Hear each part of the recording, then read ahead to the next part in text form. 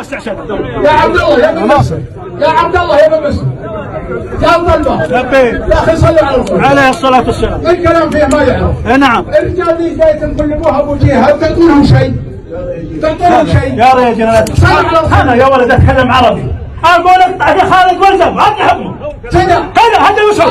وصف على تعال. اكبر خالد يا طويل العمر 500. يا عقب ماني بهندي ماني بهندي. لا اربع وخمسه سنه بالبيت. لا يا قدر ماني بهندي يا مفلس.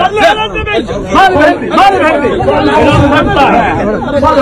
لا تقطع. حنا سقنا المال له آلاف من لما تعدى الملايين ما حسبنا حسابها. في هندي وفي غاشر وفي غيره. الكلام الغلط ما هو منك. تكفى يا مسلم اسمع يا محمد من اخوك الراجي اسمع الرجال اللي مثلك ما يعطي وجه للخطا. هذه حطها في بالك. اول شيء الكلام اللي ما هو انا داري كلكم المشايخ. الكلام اللي ما هو في محله.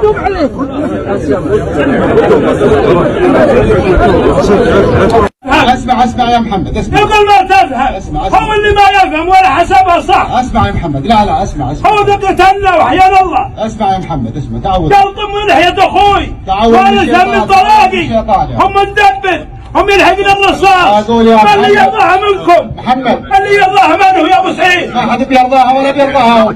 خليه يبشر والله ما يرضاها والله ما يرضاها. من بعد العلم لا اله الا الله. خليه يعلمك يا رجال. صلوا على النبي صلوا على النبي. شوي يا رجال اسمع ما عادها يا ابن خالد بن الجلوي.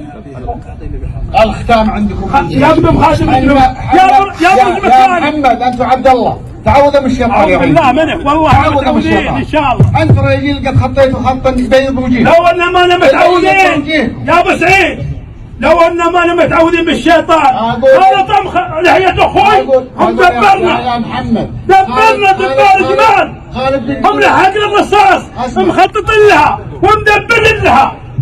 يا محمد خالد بن جلوي علم يا ابو سعيد انا اعلمك الله يحييك. علم الربع ذولا كلهم. لا ما علمهم والله يكثرهم اللي يجهله. والله انه علم. ايه خليه يكمل كلامه خليه يكمل كلامه يا محمد الله يحييك خليه يكمل. وحنا يا ذولا اللي جينا حنا دون خالد بن جلوي. خالد بن جلوي بياخذ كل الامور اللي تبيه انت وربعك وقاعد. هي انا قد قلت المال يفتدي به نفسه ما هب لي ولا معه ياخذ اطمس ولا الماخذ اطمس الرجال على الطلاق بالثلاث الحارمه انه يفتدي به نفسه. المال والارض والسيارات اللي يفتدي بها نفسه. وعارف شنو اقول خالد؟ هذا الغدر على الطلاق بالثلاث اللي يفتدي بها نفسه. الغدر هذا غدر. في الغدر لا قلت لا اله الا الله. ارفعوا بصوتكم.